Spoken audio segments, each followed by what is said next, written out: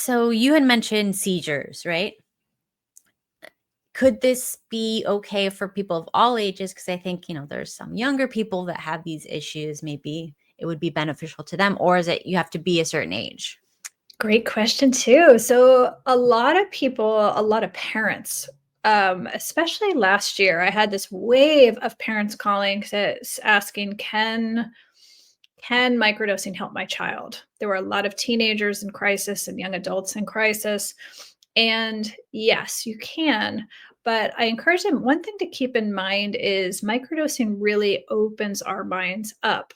And that's not necessarily the issue when we're young.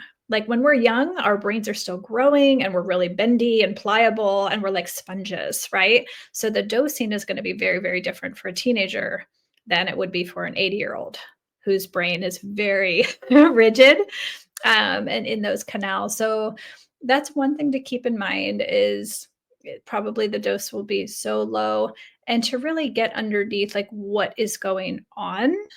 Is it really a biological issue that's going on with the kid? Is it spiritual? Is it emotional with your kid?